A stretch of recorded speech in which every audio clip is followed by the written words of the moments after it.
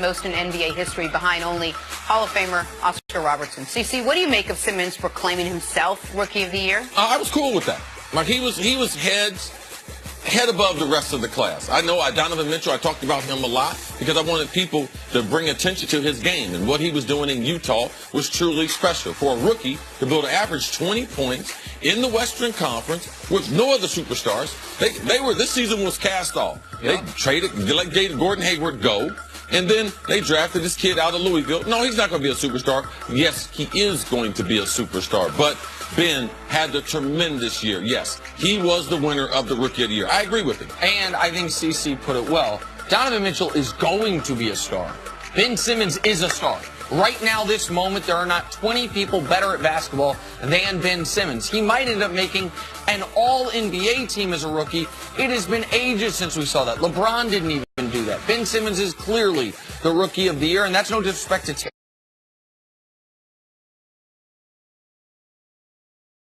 If it was even close, the way he's played and his team's played since Embiid's been out with an injury, that closed all conversation. Not a real rookie. Last night, the Pelicans clinched a playoff berth with a 113-100 win over the Clippers. The Brow, Anthony Davis, pouring in 28 points. How about this Pelicans team? 20-13 since losing Boogie Cousins. CC, how impressed are you by the Pelicans and AD getting to the playoffs? Very impressed. It's easy to talk about AD, the Brow, and everything, yes, after he lost Boogie Cousins. But Alvin Gentry's done a tremendous job there as the head coach. It's been the reemergence of Rondo at the point, also Holiday playing the point and also the two there. Their players are really playing well. The head coach been able to, with the distractions.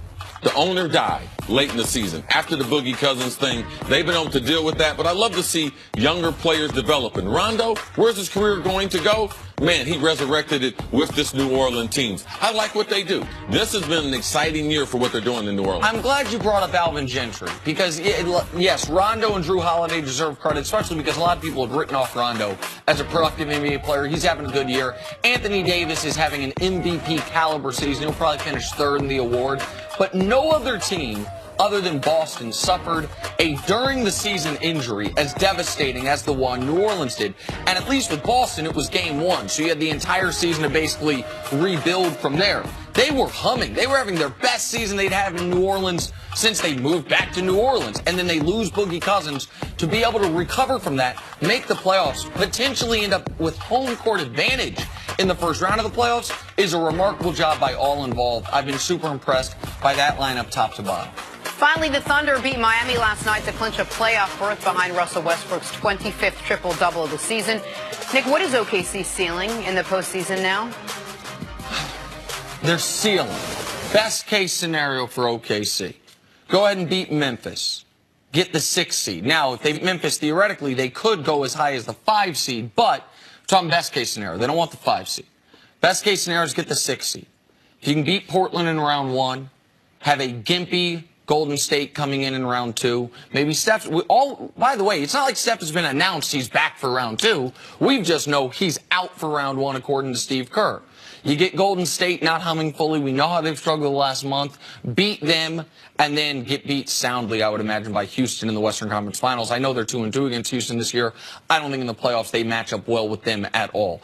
If they thread the needle just right, if the offense ticks up a couple levels above where it's been, if the defense maintains, that's their best case scenario. Now, there are a lot of ifs there. Yeah. There are a lot of what ifs, but that's why I think that's their absolute ceiling is what going into the year, by the way, I think was what was expected by a lot of teams, that they would be in or competing for the Western Conference Finals. I think that's their best case scenario. Threading the needle to beat the Warriors in the second round. I don't know anything about sewing, but I feel like that is really, really hard to do without your glasses on. Where do you think the ceiling is for the Pelicans? Second round of the playoffs. They would be happy to win a series. If they were to win a series and Paul George came back with them for next season, they signed an extension, that would be Christmas for them. So, no, I don't think they're a Western Conference as far as it being the finals. No, I don't see them beating Golden State, even without Steph. That second round matchup, I don't believe they can beat Golden State without Steph Curry. So, to me, their ceiling happens to be the second round. So that's interesting what you just said there. So even if they end up, it's very hard for them to be the 7 seed. They would have to lose to Memphis to have a shot at that. But if they were to get Golden State in round one, when we know Steph's not out there, you don't think they could beat Golden State without Steph? Or round one? I said round two, though. I understand. Because in your scenario, agreed, but round I'm asking, one or two. That's what I was asking you. You were talking round two there, but I'm asking you if they ended up with Golden State in round one. You don't think they could beat them without Steph either? No, not 4 times. Okay.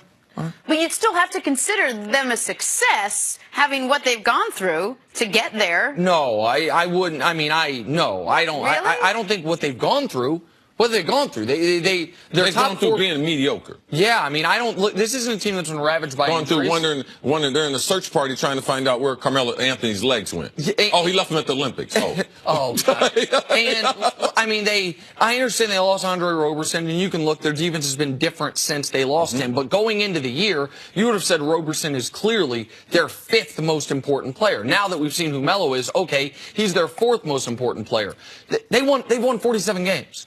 They're going to win 48 games. Last year, they won 47 games. They added Paul George. Even if you throw out the Carmelo part of it, you can't be 1 game better when your superstars are healthy throughout the year and you add Paul George. You can't. Not Does it break your heart a little bit to throw out Carmelo? No, listen, man.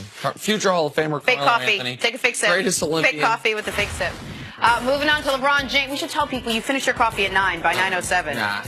LeBron James, in excerpts of a new book just released, Heat GM Pat Riley said that he wished LeBron had stayed with Miami and that the team could have won 5 or 6 titles. But Riley also said that once LeBron decided to leave, he, quote, did the right thing returning to Cleveland. Reportedly, LeBron and Riley haven't spoken since that summer. CC, your reaction to Riley's comments? Not that surprised at all. Pat is trying to position himself.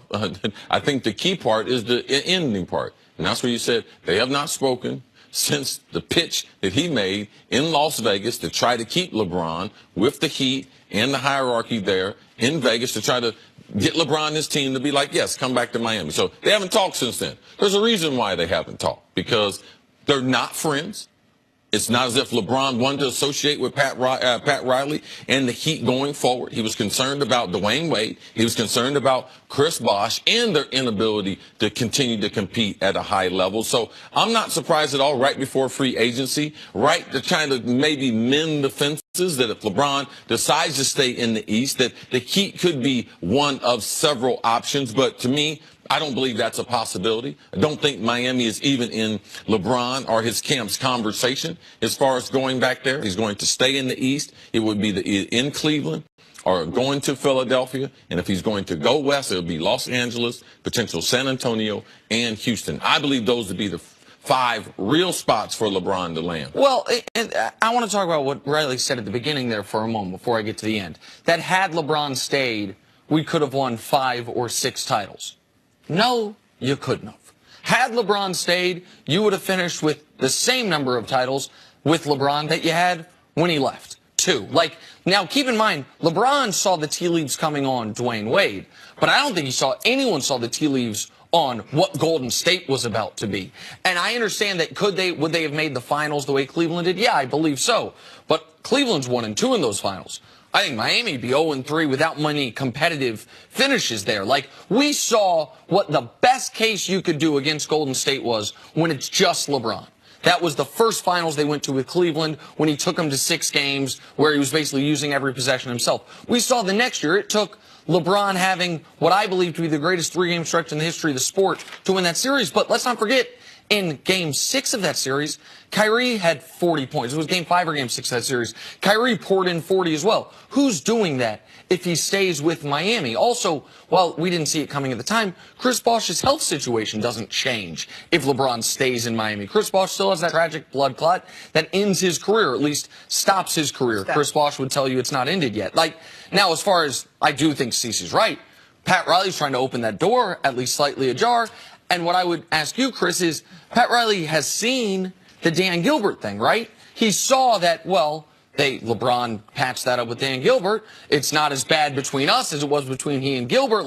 Why couldn't he patch it up with me? Which is probably one of the reasons Pat Riley's trying to. There's a reason these excerpts are coming out right before free agency hits.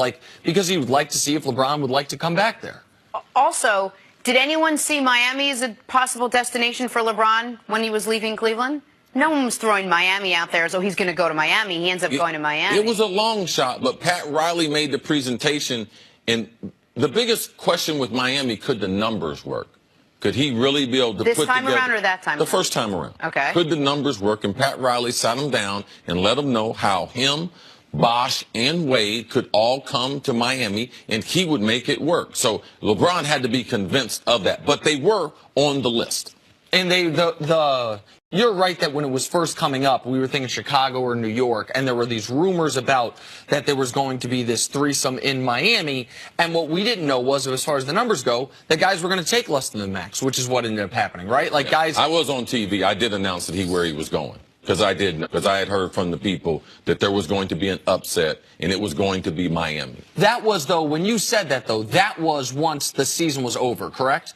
That wasn't while he was. That was after the NBA Finals, before free agency, right? When you went on TV and said it, correct? No, we're talking about from Cleveland to Miami. That's what I'm saying. When you said that he was going to Miami, that was after the season had ended. It wasn't during the season. Yeah. They didn't make the finals. They didn't. No, Cleveland didn't make the I'm finals. saying once the NBA Finals were over is the point that I was making. I don't know the exact day. It was somewhere between when their season ended and before the NBA season ended. Regardless, how realistic is this? How realistic is LeBron back to Miami? There's a better chance of you starting the National Volleyball Association. Okay, so let me tell you, the talks have already begun. We're in early talks about that. Yeah, I mean, it would be an enormous upset. Now, if you're a Heat fan, if he's definitely staying in the East, they're the third most likely team in the East.